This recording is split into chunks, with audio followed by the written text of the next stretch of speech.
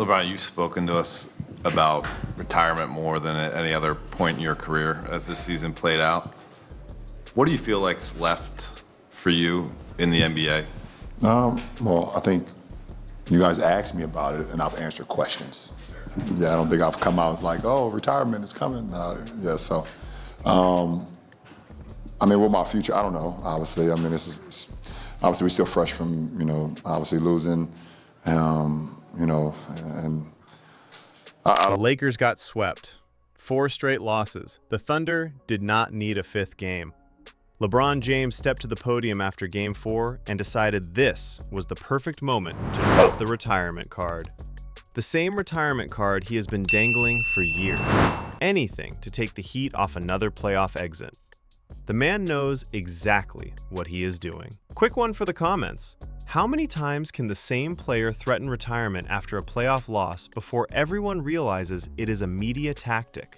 And does anyone actually believe LeBron is walking away from $50 million guaranteed next year? The Los Angeles Lakers were officially eliminated from the playoffs on Monday night. 115-110. Game 4 in Los Angeles. The Oklahoma City Thunder finished the sweep on the road. The Western Conference Finals are now without the Lakers. The headlines are without the Lakers. The brand is without the Lakers. And the 4-time MVP did exactly what he always does after a playoff exit. He went straight to the microphone and made the conversation about himself. Yeah, I don't think I've come out and like, oh, retirement is coming. I mean, what my future, I don't know, obviously. I mean, obviously we're still fresh from, obviously losing, and I don't know. I mean, I don't know what the future holds for me, obviously, as it stands right now tonight. I got a lot of time. I'll sit back, like I think I said it last year after we lost, I think to Minnesota, there, go back and recalibrate with my family and talk with them and spend some time with them. And then when the time comes, obviously, you guys know what I decide to do. 115-151. The setup at the podium was perfectly choreographed. The reporter asked the obvious question, what is next? Retirement? The future? The roster decisions? LeBron gave the answer that has been written into the script for years now. None of us know what the future holds. He needs time to recalibrate. He needs to spend time with his family. He needs to reflect on the decision before making any decision about his career. The exact quote was, "None of us here know what the future holds. Neither am I. I will take time to recalibrate, look over the season, and see what's best for my future. And when I get to that point, everyone will know. There is nothing in it. It is the verbal version of a placeholder." The man strung together a series of empty phrases that mean absolutely nothing while sounding profound. Recalibrate, look over the season, see what's best for the future. Everyone will know. He could have said the same sentence after every single playoff exit of the last decade, and nobody would have known the difference. This is a script. This is theater. This is the same dance that has been performed at the end of every season that did not end in a championship. LeBron, in year 23, how different did this feel walking off the court, not knowing what the future holds for you versus past years when we knew you were coming back to play? I don't know. I mean, I guess when you get like over 40, you start forgetting shit that happened. So I don't even remember many of the last times walking off the court. The retirement card has become LeBron's go-to media play. Whenever the team loses earlier than expected, the retirement question gets surfaced. Sometimes the question gets surfaced by friendly reporters who know it is the easy headline of the night. Sometimes the question gets surfaced by LeBron himself through his media partners. Either way, the answer follows the same pattern: vague, open-ended, emotional, designed to shift the conversation away from the actual basketball failure that just happened and toward a sympathetic narrative about an aging legend pondering the end of his career. The cycle is so predictable at this point that the basketball world should be tired of falling for it. Yet every year, the same outlets run the same headlines. Will LeBron retire? Is this the end? Has the king played his final game? The clicks roll in. The discourse explodes. The actual story of the playoff loss gets buried under speculation about his career. Mission accomplished. The man has been turning postseason failures into personal narrative moments for the better part of his career. Listen, like I said, I mean, shit, I left everything I could out on the floor. I control what I can control, and I can leave the floor saying, like, shit, I mean, even though I hate losing, obviously, but I was locked in on what we needed to do. Made sure that I tried to make sure our guys were locked in on what we needed to do throughout the postseason, throughout 10 games. And obviously we fell a little short, obviously, but I mean, I'm not looking at, my year as a disappointment. That's for damn sure.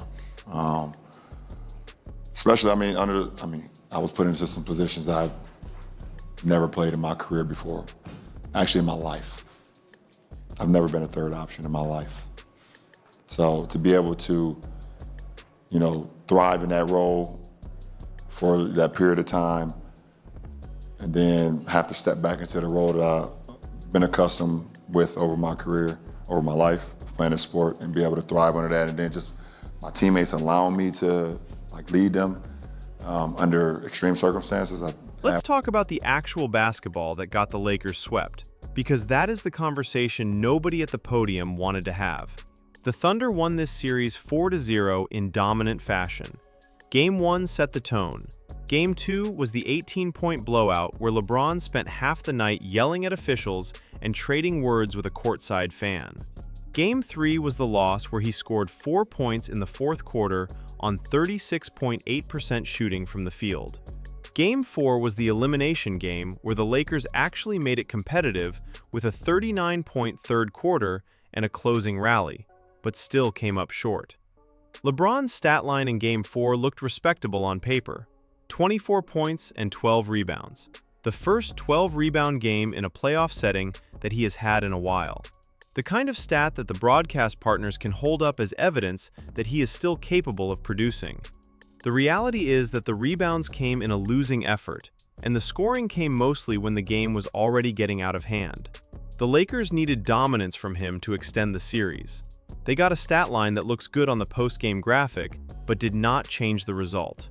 The Luka Doncic factor is going to be the easy excuse this offseason. The Lakers' new franchise piece missed the entire postseason with an injury from April. Without Luka, the offense lost its primary creator. Without Luka, the spacing changed. Without Luka, the defense got more attention focused on LeBron. The excuse is real, but it is also incomplete. The Lakers had multiple games to figure out a workable offensive identity without Luka and never quite got there. The coaching staff did not have answers. The role players did not have enough talent to compensate. And the 41-year-old superstar did not have the legs to carry the load alone, which is exactly what the basketball world has been warning about for the past 2 seasons. The other go-to excuse coming out of the Lakers locker room is going to be the role change. LeBron specifically mentioned in his post-game press conference that he was put in positions he had never been in before, including being a third option for the first time in his life. The exact quote was, "I was put under some positions I have never played in my career before. Actually, in my life. I have never been a third option in my life. My teammates allowed me to lead them under extreme conditions. That was pretty cool for me." That answer is the smoothest possible way of saying, I was not the alpha this year, and somehow that was good for me. It is a strange thing for the 4-time MVP to admit on a podium after his team just got swept. Either he was the third option, and he is okay with that, in which case his contract value next year should reflect a third option salary, not a max-out star salary. Or he was the third option, and he is quietly bitter about it, but cannot say so publicly without looking petty. Either way, the comment opens up a real conversation about where exactly he fits on this roster going forward. The Lakers' structure for next season is already a logical puzzle. Luka Doncic is the present and the future. Luka needs the ball. Luka needs the high-usage role. Luka needs the offense designed around his strengths. That has to be the foundation of any contending Lakers roster going forward. Around Luka, the front office needs to build a complementary supporting cast that can play off his game. Shooters, defenders, cutters, role players who can space the floor and finish at the rim when Luka draws extra defenders. The kind of pieces that maximize a primary star. LeBron, at 41 years old, on a max contract, is not the ideal complementary piece for that roster. He needs touches. He needs the ball in his hands during meaningful possessions. He needs the offense to occasionally run through him. He does not space the floor as a knockdown shooter. He does not defend at the level a complementary wing needs to defend at. He cannot crash the offensive glass anymore, as the 0.4 offensive rebounds per game stat from this postseason already proved. The fit between a Luka-led offense and a 42-year-old LeBron next season is not natural. The fit between a Luka-led offense and a $50 million 42-year-old LeBron is even more awkward. That is the math the Lakers front office has to do this summer. Are they willing to keep paying max money to a player whose game does not naturally fit alongside their younger star? Are they willing to bend the rest of the roster around LeBron's needs at the cost of optimizing for Luka? Are they willing to spend valuable cap space on retaining a 42-year-old when that same money could bring in 2 or 3 useful role players who actually fit the long-term vision? These are real basketball questions. The retirement card LeBron just played at the podium is partly designed to give him leverage in answering those questions. If LeBron makes it clear that he might retire, the Lakers feel pressure to offer the contract he wants. The franchise has built so much marketing around the brand of LeBron in Los Angeles that walking away from him entirely is a public relations nightmare. The team needs to either bring him back at a premium or let him go to another franchise where his legacy will keep generating headlines. The retirement card creates urgency for the Lakers to make a generous offer rather than risk losing him to a rival. That is part of the strategy. Even if he never planned to retire in the first place, there is also the matter of his son. Bronny James is on the roster. The whole Lakers experience for LeBron over the past 2 seasons has been partly defined by the chance to play in the league with his son. That is a real personal achievement that no other player in NBA history has matched. The narrative angle is one of the few genuinely unique things about LeBron's late career experience. Walking away from that storyline without milking it for at least another season seems unlikely. The retirement comments at the podium are almost certainly performative. The actual plan is to be back next year, in a Lakers uniform, playing alongside his son for as long as possible. The financial side also makes retirement a non-starter. LeBron's current contract is expiring. He becomes an unrestricted free agent this summer. The market for a 41-year-old player is not what it would be for a younger star, but multiple teams will still be willing to offer significant money. The Lakers will probably offer the most. Whatever number comes in is going to be too big to walk away from voluntarily. The basketball world has rarely seen a star at this level retire while leaving major guaranteed money on the table. LeBron is not going to be the first. Then there is the legacy chase. The all-time leading scorer record has been his. The career playoff games record has been his since Game 6 of the 2020 Finals. The career postseason scoring record has been his. The longevity stats have been his. But there are still milestones on the table that he can keep collecting if he plays even 1 or 2 more seasons. The first player to score 45,000 career regular season points. The first player to play 24 seasons. The first player to reach certain combined statistical thresholds. The legacy stats engine is still running. The man is not going to turn it off voluntarily until every possible record has been gathered. The Lakers fans are going to face a complicated emotional summer because of all this. Some of them want him back. Some of them are ready to move on. Some of them want the Lakers to commit to Luka completely and use the LeBron money to build a better supporting cast.